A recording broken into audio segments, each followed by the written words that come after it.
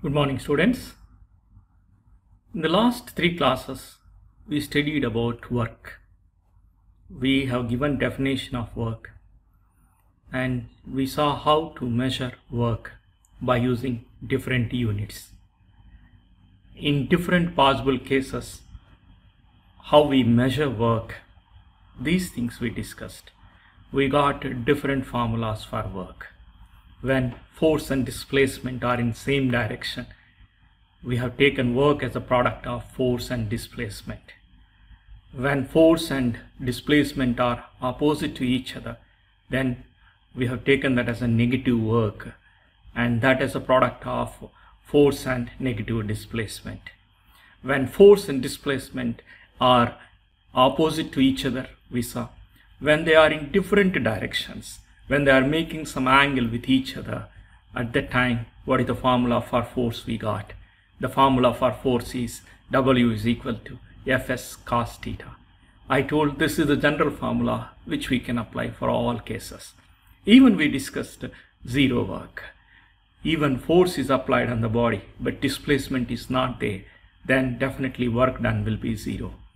And we discussed force and displacement when they are perpendicular to each other. In that case also, work done is zero. We have taken a number of examples of zero work. And last class we did 3 problems also. Now today we will continue our worksheet. Already we did 3 problems. Now we are going to do the remaining problems in today's session. Now let us see what are the problems.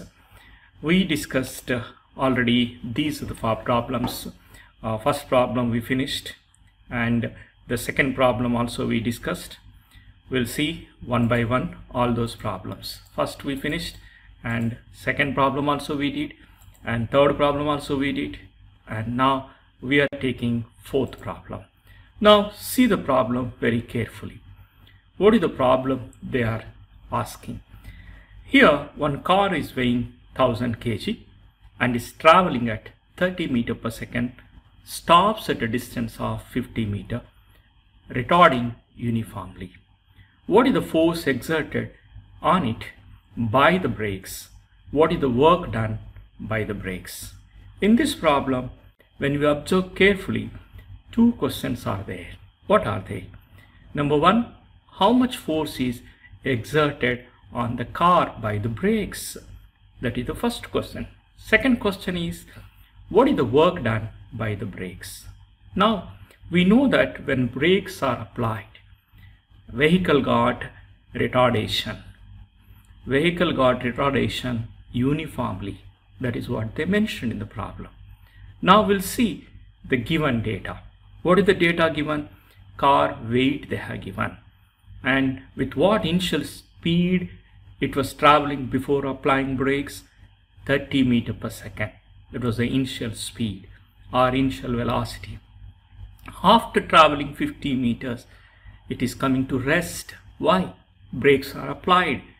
It got retardation and finally it got to come to rest.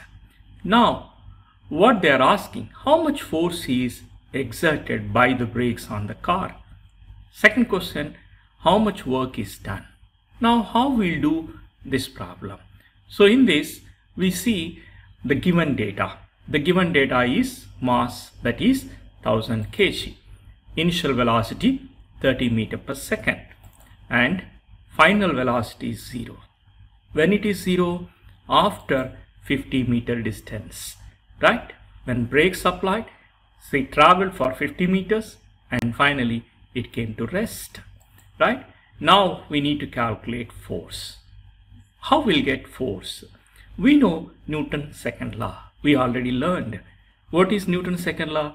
Force is always equal to the product of mass and acceleration. Here mass is there, but acceleration is missing. Then we have to calculate acceleration first in order to get force. Now how we'll get acceleration, right? For that we will see this data, right? Now we are using the formula of equation of motion. What is that? We know there are 3 equations of motion. In that, third equation of motion I am using. What is it? V square minus U square is equal to 2AS. From that, if I separate A, I will get A as V square minus U square by 2S. So I substituted in the place of A, V square minus U square by 2S. We know final velocity, we know initial velocity, we know displacement.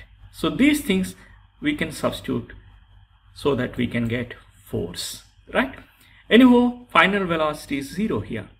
That's why 0 minus U square. That means the force will become minus mu square by 2S. Now I'm substituting the values. We know mass given 1000 and initial velocity is 30. Therefore 30 into 30 by 2 into displacement is 50. So we got how much? Minus 900 Newton. Anyhow, it is a retarding force. That's why we got a negative value. We know brakes always provides retardation. So the retarding force is a negative force which acts opposite to the direction of motion.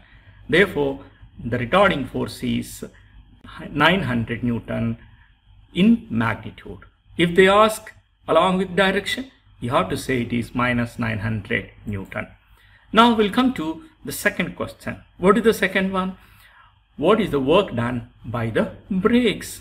Now we got already force by the brakes, that is 900 Newton, and this is the retarding force, and displacement also we know 50 meter. Just we use the formula which we know. What is that? W is equal to F into S. So I'm substituting values. When we substitute, we are getting 4.5 into 10 power 5 joules. So this is how we get answer for work done by brakes. Now we'll see the next question. I hope you all understood this question. Now let us go for second question of today's topic, right? So what is this? Now you are able to see the second question of this topic. In this worksheet, it is the fifth question. Okay, let me read this question first. A child pulls a toy car through a distance of 10 meters on a smooth horizontal floor. Whenever they are saying smooth horizontal floor, you have to neglect the frictional force, right? Now come to the question. The string held in the child's hand makes an angle 60 degrees with the horizontal surface. If the force applied by the child be 5 Newton, calculate the work done by the child in pulling the toy car. Okay, where child is pulling the toy car, so she is pulling the toy car on the horizontal smooth surface. Okay, how she is pulling the toy car? By using a string, and that string she is holding it in her hand, and so that string is making 60 degrees angle with the horizontal surface. That means the force acting on the toy car is making 60 degrees angle with the horizontal, but toy car is moving horizontally. It is moving on the horizontal surface. What is the displacement of the toy car?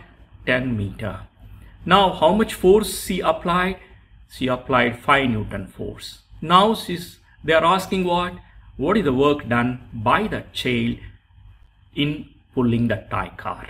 Now let us see how we'll do this problem. It's a very simple problem. We know the general formula, and that only we are going to use in this, right? First, try to collect the data. What is it? S is 10 meter, displacement is 10 meter. What is the angle between force and displacement? 60 degrees. How much force he applied? 5 Newton. Now we have to calculate work. What is the well-known formula? The general formula of force we know, that is W is equal to Fs cos theta. Just we are substituting values in this, right? We know F is 5, S is 10, and cos 60 degrees. We know cos 60 degrees value, it is half. So when we substitute that, we are getting answer 25 joules. So it's a very simple question, right? Direct question, I say. So this is how we can do problems very easily. Now we'll go for another question. Let us see this question. Question number 3 of this class, or in the worksheet it is question number 6. Now let me read out this question. A body moves a distance of 10 meters along straight line under the action of force of 5 Newton. If the work done is 5 joules, then the angle which the force makes with the direction of motion of the body. Now here, when you observe the question very carefully, how much distance body traveled that they have given 10 meters, how much force is applied on the body also given, that is 5 Newton, and how much work is done, that also they have given, that is 25 Newton. Now what they are asking is what is the angle between force applied and displacement, or what is the angle between force and direction of motion. So now we are using the same formula which we already used in the previous problem. Only the thing is here unknown is angle that we have to calculate. So first we collect the data as usual. After collecting data, what you need to find that you will get, right? Here we have to find theta. So I'm substituting in the formula. W is equal to Fs cos theta, and we know W is 25, F is 5, S is 10, cos theta, right? So we will get cos theta as half. We know cos theta is half. Which value of cos is half? We know that cos 60 degrees is equal to half. So angle becomes 60 degrees. So that means sometimes all they give except angle, and they will ask find out angle. We can find out angle by using this simple formula, right? So this is our next problem, right? Now we'll see one more problem. So that is problem number 7 in the worksheet, whereas problem number 4 of our today's class. Now let us see. Calculate the work done in lifting 20 liters of water through a vertical height of 6 meters. And they have given some assumptions. Small g is 10 meters per second square, and density of water also they have given, that is 1 gram per centimeter cubed. Now let us see the problem, and we will try to collect the data from this problem. What they have given? Volume of water they have given, that is 20 liters, and this water is lifted, right? This water is lifted to a particular height. What is that height? 6 meters height it is lifted. And so G value they have given, density of water they have given. They are asking in lifting that water how much amount of work is done. So we need to calculate amount of work done in lifting a 20 liters of water. So first we'll write the data, right? Volume they have given 20 liters. Now please see here, volume they have given in liters, but we have to convert it into meter cubed. Why? Because SI system volume unit is meter cubed, right? By using meter cubed we measure volume in SI system. You have to see that all the given data must be in one system. That is what we are doing. All we are taking in one system. So volume I converted. 20 liters is equal to how many meter cubed? That is 20 into 10 power minus 3 meter cubed. Next, so that means you have to keep in mind 1 liter is always occupies 10 power minus 3 meter cubed volume. Clear?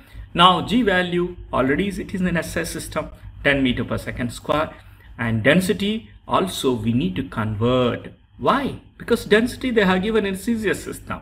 What is that? 1 gram per centimeter cubed. But we need in SI system. In SI system, what is the unit of density? Kg per meter cube. So I converted. We all know that 1 gram per centimeter cubed is equal to 1000 kg per meter cubed. That's why density I'm writing it as 1000 kg per meter cubed. Okay. Now, so we have to calculate work done. We did this type of problem in the previous class also. So here what is the formula for work done?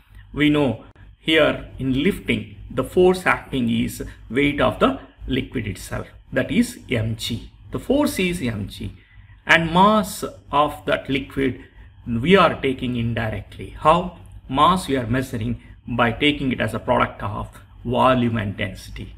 So our formula is VDGH. So we are able to see mass we are taking it as volume into density, and g is acceleration due to gravity. Therefore, work done is VdGH. I'm substituting all these values. So we know volume already, we know density and acceleration due to gravity value they have given, and height also they have given. All are in same system. That's why when we substitute, we will get answer 1200 joules. So the work done in lifting 20 liters of water to 6 meter height is 1200 joules. This is how we can do problem. Okay. Now for today's class, the last problem we will see and we'll close. Now let me read out this last problem. In this problem, what is the data they have given? They have given 784 joules of work was done in lifting 20 kg mass, then calculate the height through which it was lifted. So this problem is little change you can observe in the problem.